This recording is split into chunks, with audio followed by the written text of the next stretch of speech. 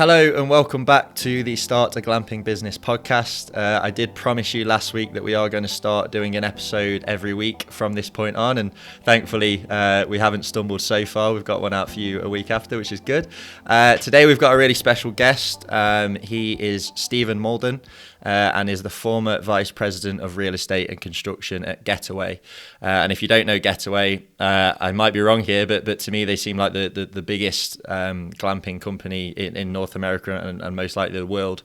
They've got around 30 locations and over 1,000 cabins deployed, I believe. So Stephen was there from very early on, has played a big part in their growth, and we're going to talk a little bit about what he did there and the learnings he picked up during the permitting and entitlements process, which I know a lot of our audience would like some knowledge on, and also just some general tips about creating a great glamping experience from someone who has done it time and time again. So Stephen, welcome. Thank you for coming on. It's a pleasure to have you. I'm going to give you the floor to just introduce yourself a little bit more and how you got started in the glamping industry. Yeah, thank you, Nick, for having me, and thank you, Glampatech, for putting this together. Really excited to be a part of this today.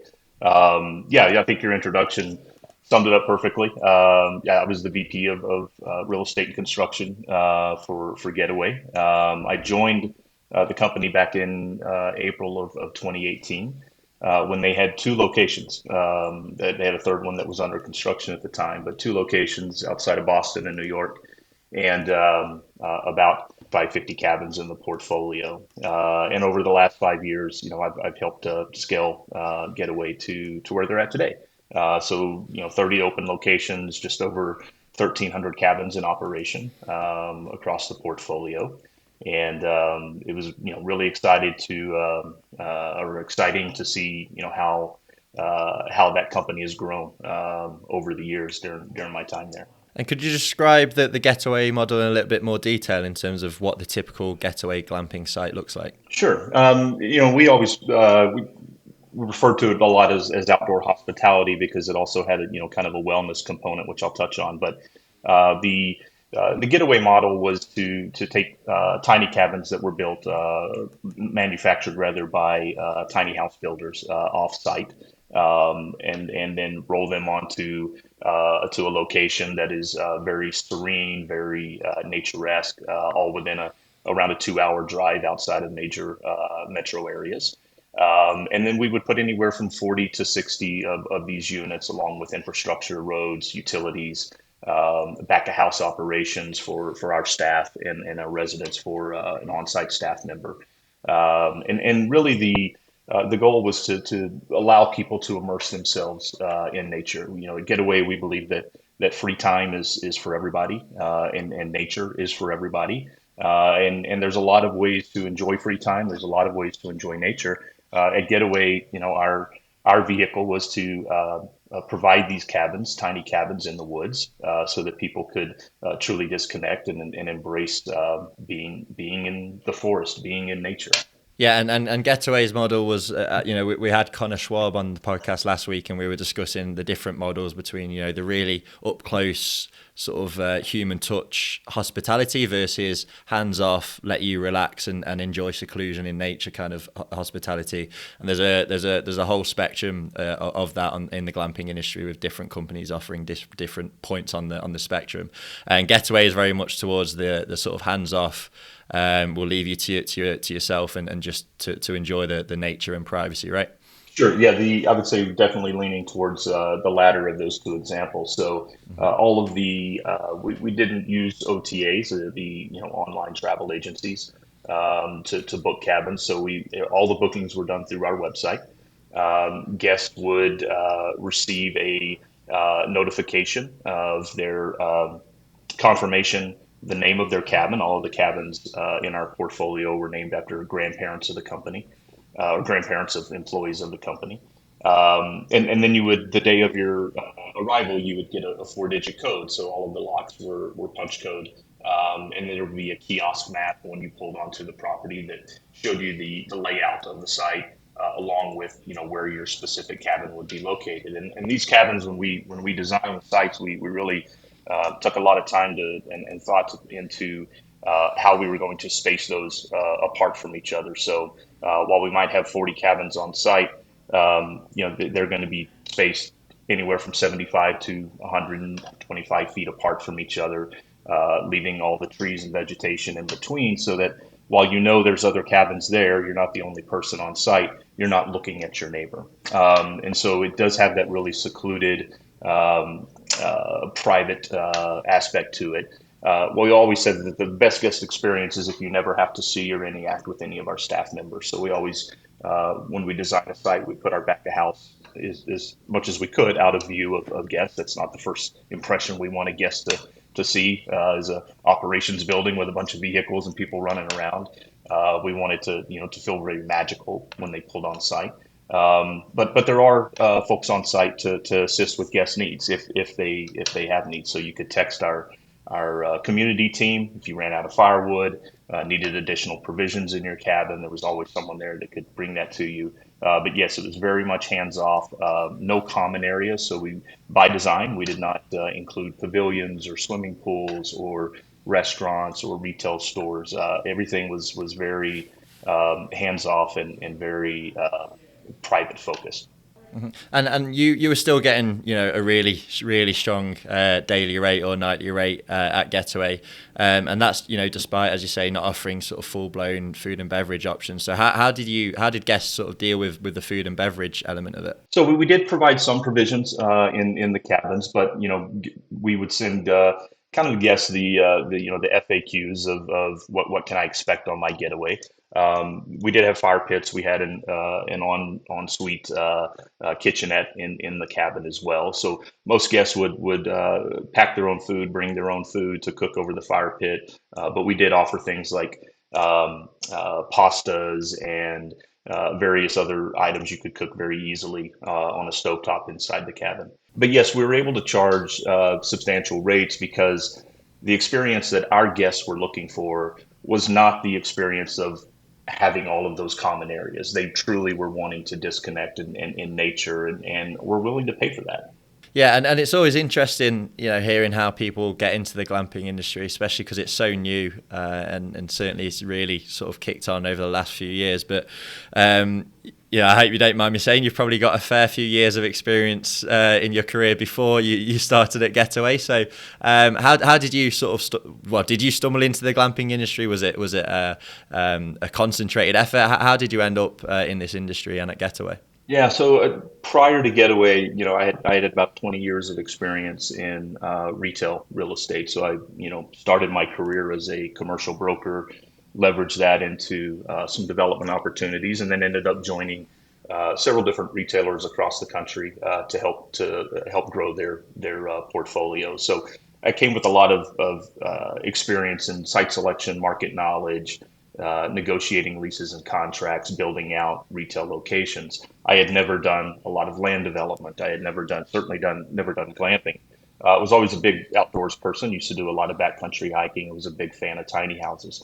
The company I was with previous to Getaway had a common equity investor, L. Catterton. And so I got a call from Getaway one day. Somebody at El Catterton had mentioned my name to them in terms of someone they might want to talk to help grow the company in terms of the footprint. And so that's how I came across Getaway. And at first I was a little skeptical, not of the company, but just of glamping in general, and is this something that's really going to take off? But it didn't take long for me to realize how much demand there really was for this, and not just for what Getaway was offering, but there's a lot of different glamping companies out there, glamping operations that all offer something different, and there's a place in the market for all of those because the demand is really strong. It's going to continue to grow. It's the fastest growing segment of the travel industry right now. And as younger generations are starting to get back into travel, that's what they're looking for. They're looking for experiential hospitality, and glamping right now is leading that. So yeah, and we've got a whole range of listeners from people who are just on their own or in a couple who just have got a spare piece of land and have a dream of just starting a small scale glamping site, love the hospitality element and just want to welcome 3 or 4 guests at a time onto their glamping site, and that's all they sort of aspire to be, and we'd love to help them. We also like to help the people who aspire to be the next Getaway and want to have hundreds if not thousands of units deployed all across the US, Canada, potentially the world. And so particularly for those people, they'd be interested in knowing what it's like, what kind of roles there are at a big company like Getaway in the glamping space. So as Vice President of Real Estate and Construction, what was your sort of day-to-day role at the company? Yeah, first I'll say I think you're absolutely right. When I think of glamping, I think of it in terms or scaling a company, as large as what Getaway was. But it certainly doesn't have to be that way. To your point, there are a lot of privately owned campgrounds, people that have excess land that's in beautiful locations around the country, and there's certainly opportunities for all of those people to get in on the glamping industry right now. My role at Getaway as VP of Real Estate Construction was really all encompassing. So it was real estate, site selection, pipeline acquisitions, the entitlement process, which I know we'll probably talk a little bit more about later. But the entitlement process is something that's very specialized, and you need people focused on that. Site design, engineering, and then all the way through construction of the location and hand off to our operations team. And so let's hone in on the entitlements element. It's a part that no one kind of wishes they have to navigate, but they do in most cases. It's why companies like Glam Protect exist, to sort of help through that process. So tell me a little bit more. Well, in fact, let's just set the scene a little bit. When we say entitlements for a glamping development, what are we talking about, and what does that process generally look like? Yeah, so the entitlements is the permitting. So most locations that we would look at Getaway, whether it was an existing campground or it might have been some type of outdoor resort, or in most of the cases it was a lot of raw land locations. And for those raw land locations, the majority of those are not going to be, the zoning is not going to allow for a glamping or a campground project outright. So you're going to have to go through some type of special permitting process, and different locations in different parts of the country. It could be a major use permit, minor use permit, conditional use permit, special use permit. And to get through that, you have to have applications and design the site, and there's often a lot of studies and surveys and reports that have to be filed as well before you can file the application, and then you go before a public planning commission, public hearing, to present your case and hopefully walk out of there with approval to build what you want to build, operate what you want to operate. So when we talk about entitlements, it's that permitting process, the approvals process, not only at the for the use location, but also if you have to install septic, if you have to install a water well, those often have permitting approvals as well. So that is also part of the entitlements. But the big one is that use permit that allows me to operate what I want to operate and build what I want to build. So yeah, that's the entitlements. Yeah, and we've all heard the horror stories about how difficult it can be sometimes, particularly in places like California, and we've done a lot of research in Hawaii as well, and it sounds like some places can be harder than others, and it's important to emphasize that it's very much on a county by county basis as well. Generally, each county or city or township will have their own zoning code, which may vary wildly from the one next door. So I think it's important to emphasize that to the guests as well, to the audience as well. Because it does vary so wildly, and that's why it's important to look at it from your specific county or township basis. So Stephen, obviously as someone who's gone through the entitlements process for glamping projects numerous times, what are generally the biggest barriers to getting all the permits that you need for a glamping development? Yeah, I think you touched on it. I mean, it's different from county to county, state to state. For example, in California, there are no counties that have land that is zoned outright for campground use. So you're always going to have to go through one of those public hearings and, major use permit, minor use permit. Versus you look at a market like Texas, and in Texas, if you're in the county and you're outside of the jurisdiction of the city, there is no zoning in the counties, and so you don't have to go through that process. Now, you still have to get your permits for septic and electrical and water and any building permits that, if you're erecting structures, but you don't have to go through that use permit process. But I think the biggest barrier to entry is the when you look county by county, a lot of these land use codes are very archaic. They've written in the 1980s. Maybe they've been updated once or twice since then. But if you look back to the 1980s, glamping was not a thing. And so, when we would go into these planning commissions to talk about our project, there was a lot of folks scratching their heads because, there's no neat box that we would fit into. We weren't really a campground because you can't bring your own RV, and we don't allow tent camping and things like that.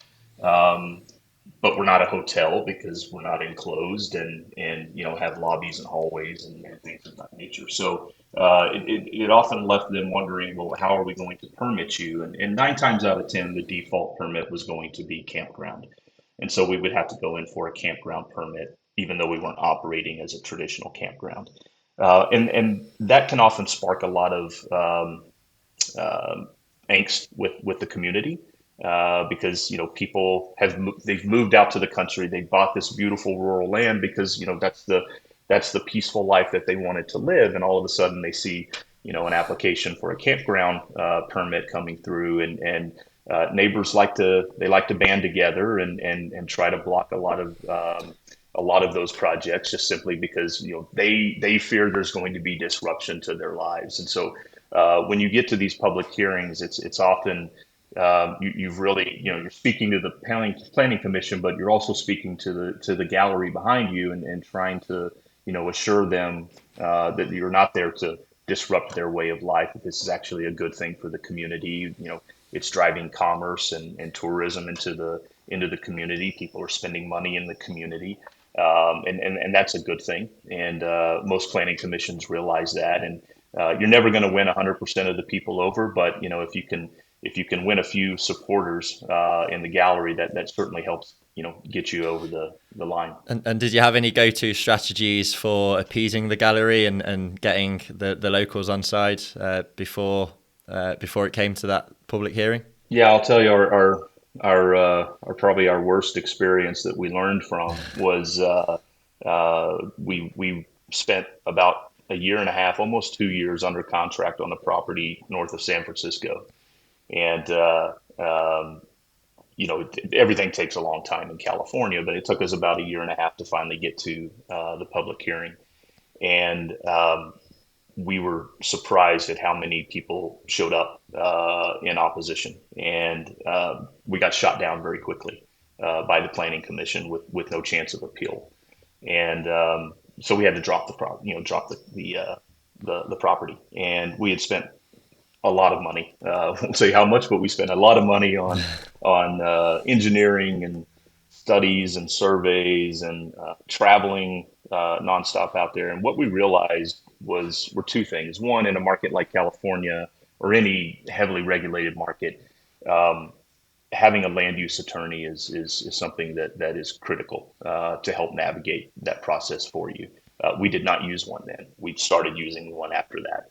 The other thing we learned was we've got to get better at public outreach. And so moving forward on subsequent sites, as part of our entitlements team, part of their job was to start initiating contact with neighbors. So if you had a property that maybe had 5 abutting neighbors, you start with those 5, and you kind of work your way out. But meet and greets, holding town hall meetings, whether live or via Zoom.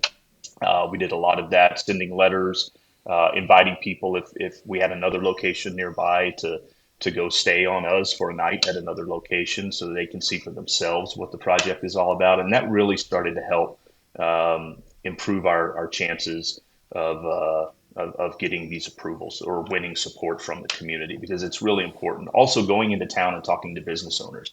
Um, you know, people are going to shop at the supermarket. They're going to fill up at the gas station. They may go out to eat at a restaurant, shop at a market. And so it was critical to win those folks over because one, they stand to benefit from the increased tourism, but also they have very loud voices in the community. The business owners are often well known, and so they know a lot of people. And if someone sees that this particular business owner is in support of the project, it might help sway them over to that side as well. Yeah, and I think that's really important to emphasize as well, the community outreach, because that's, you've said that, and also Zach Stoltenberg, who we had on probably about 6-9 months ago now, who's an architect and one of the best in the business, and also does this for a living. He echoed the same. They hold like community nights where they invite people, put on some food, and present the idea informally to the local residents. And the fact that both of you who have gone through this process many times say that as a technique that works is absolutely something that the listeners should pay heed to, whether you're looking at doing a 2 or 3 unit glamping site or a 100 unit glamping site. I think that it's obvious from people who have been in the field like yourself, that doing stuff like that can sort of can make all that difference, and it's obviously more effort, more time, more money sometimes, but if it's the difference between getting your dream off the ground and not, then obviously it's well worth it. Hi everyone, thanks for listening. This is just a quick note to say that this podcast is brought to you by Glamping North America, and what we do is we help you through the process of starting a glamping business, no matter what stage you're at. So if you need to find a property, we'll tell you where the most suitable area is to start your glamping business. If you have a property, we'll look at your local zoning code and tell you how likely you are to get your project off the ground according to the zoning rules and regulations in your local area. We'll also give you a really good roadmap of permits that you'll need and regulations that you'll need to be aware of to get your glamping business off the ground. If you need financing, we'll introduce you to our range of financing partners and do you a feasibility study that will give you some really solid financial projections and market analysis that will allow you to acquire the funding that you need. If you need glamping units, we'll talk you through your options and introduce you to one of our trusted manufacturing partners to ensure that you're looked after throughout the whole process. If you need a site design or if you need permits to move forward with your project, we've got architects who will do all your drawings, make all your arguments, and essentially allow your dream to become a reality. The list goes on, and I don't want to bore you, so I'll let you get back to the episode in a second. All I'd say is that Glamping North America are the people to speak to about starting a glamping business in the US or Canada. So if you're even thinking of starting a glamping business, just get in touch with us at contact@glamptech.com or 646-586-2330. All the details are in the description, and no matter what stage of the process you're at, we will be able to help, whether it's doing something ourselves or pointing you in the right direction of our partners. Just let us know that you came from the podcast and we'll see about doing you a little discount along the way. So thanks for listening, and I'll let you get back to the episode. So aside from the particular aspect of sort of winning the public over, did you have any general advice for people when they're going through the entitlement process, submitting maybe a conditional use application, that would allow them to maximize their chances of acquiring all the necessary permits they need? Yeah, I think it's we always worked with an engineer, and I would always advise anybody, whether it's somebody looking to scale this nationally or a single location with with a couple of units.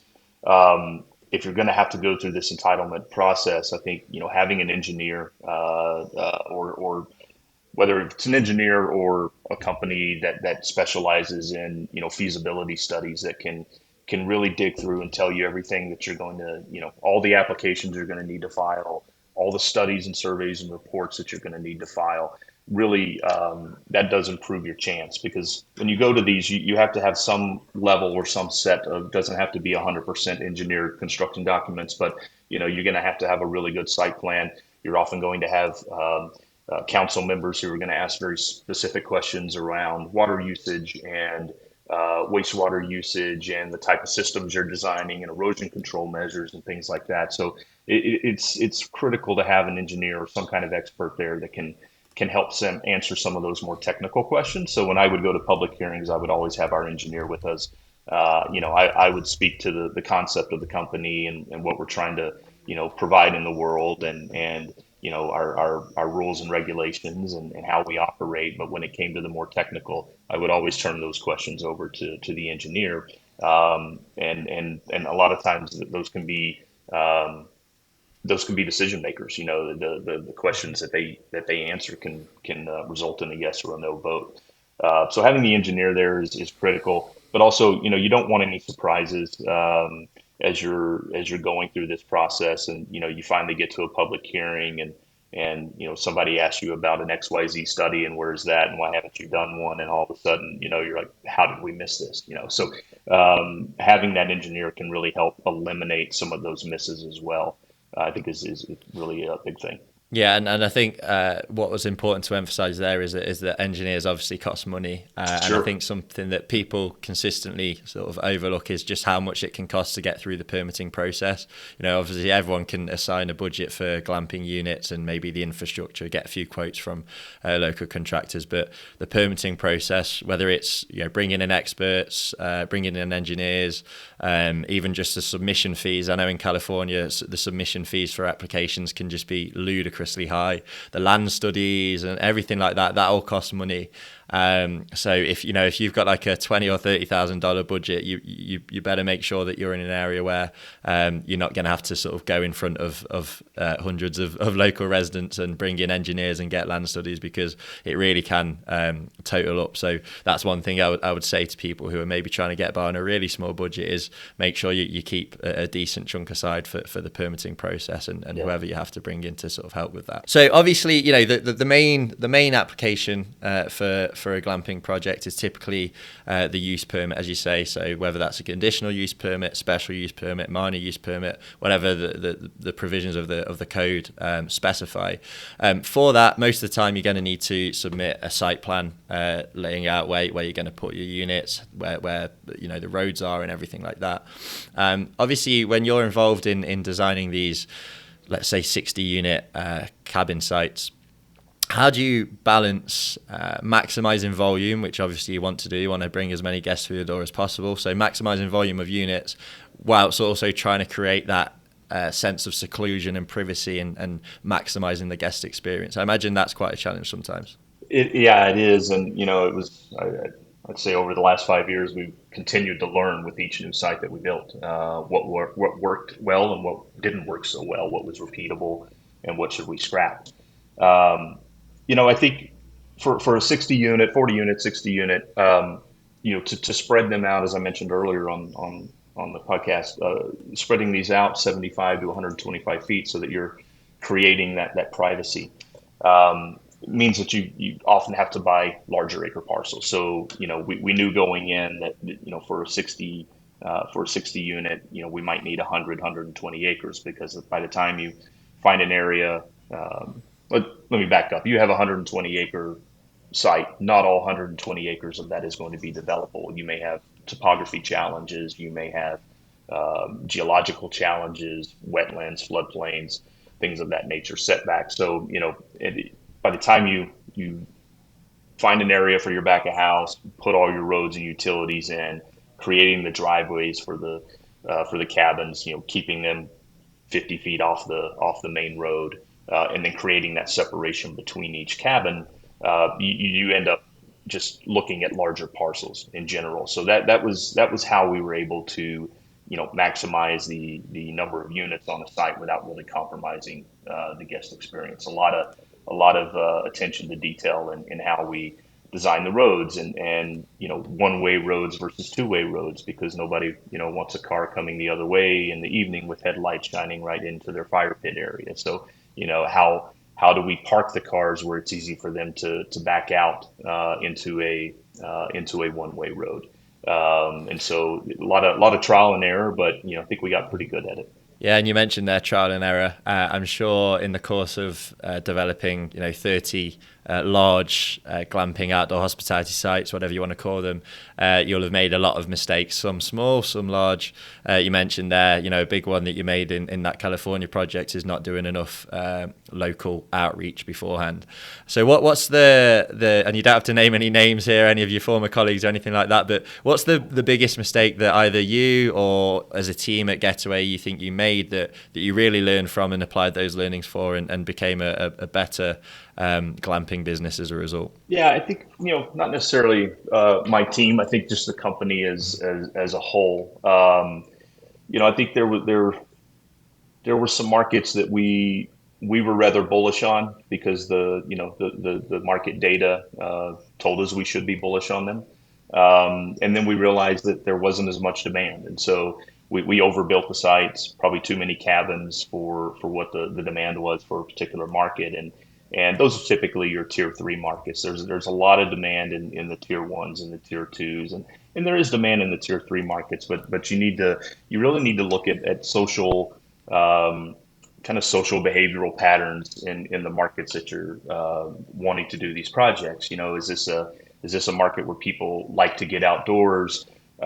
Is there a lot of competition in the outdoor world? You look at a market like Denver or Portland.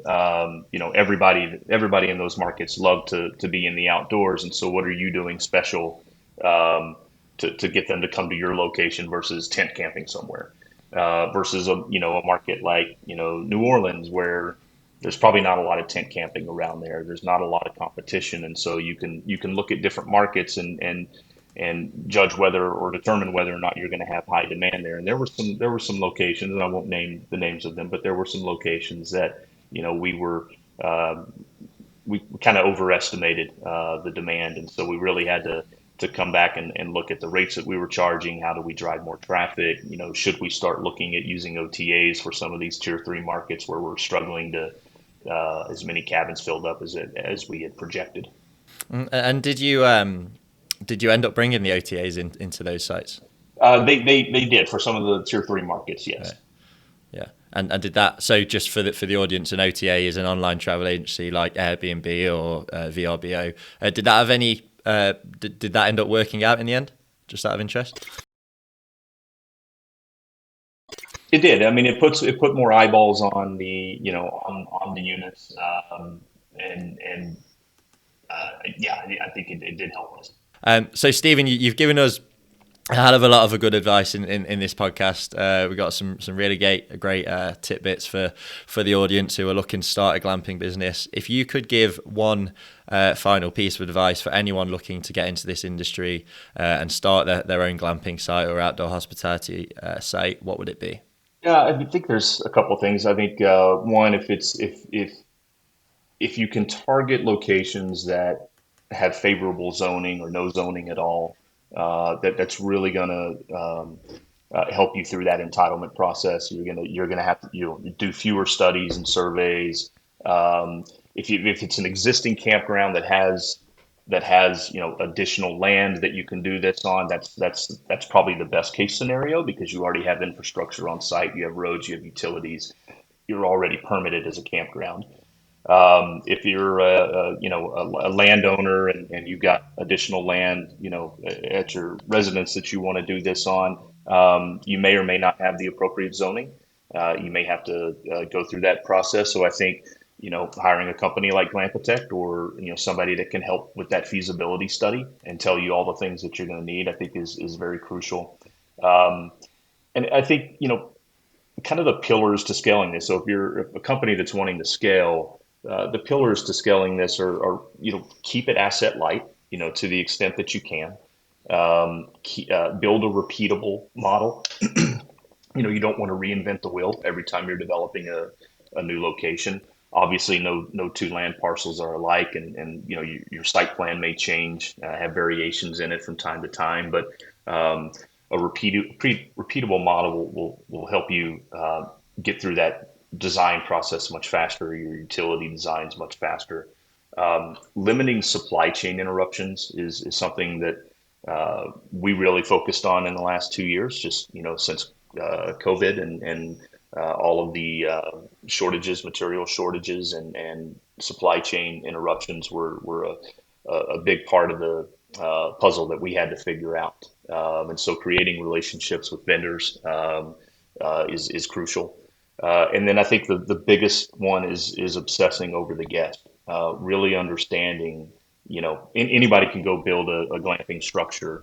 But how do you what's the experience that you're wanting to provide to a guest? And in a Getaway, the experience we wanted was a way to disconnect in nature. I mean, our cabins did not have Wi-Fi by design. We didn't want people to be tempted to, answer emails from the boss, while they're supposed to be enjoying their getaway. And so we didn't have Wi-Fi, and a lot of our locations had really spotty cell service because you're so rural. But that's what we were intending to do, and that's what our guests were craving. Not every glamping company is going to have that same that same experience that they're trying to provide, but that was ours. And so I think really obsessing over the guest and understanding the experience that you're trying to provide really will help you be more successful.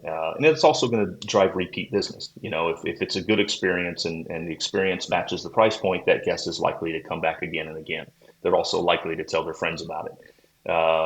Versus if it's not a good experience and doesn't match the price point, they're not going to come back, and they're probably not going to tell their friends to do it. So I think that those were key things that I would advise anybody starting a glamping business. Amazing. Well, thank you, Stephen, for coming on. We massively appreciate it. As I said, we've got some really great advice from you there for all the audience. So that's fantastic. And I think it will be applicable to both the big developers and the mom and pop kind of operators. So thank you for that. I know you're also open to new opportunities at the minute. So if anyone wants to get in touch with you to ask for advice or see if your experience can be of help to them, how do they go about doing that? Yeah, thank you. I am doing a lot of advisory work right now. You can email me at theglampingadvisor@gmail.com. Again, theglampingadvisor@gmail.com. And I'm also on LinkedIn. Thank you, Stephen. Again, really appreciate it. Loads of great advice. Hopefully people can get in touch with you for assistance with their projects. And we'll hopefully have you again soon. Thank you, Nick. It's been a pleasure.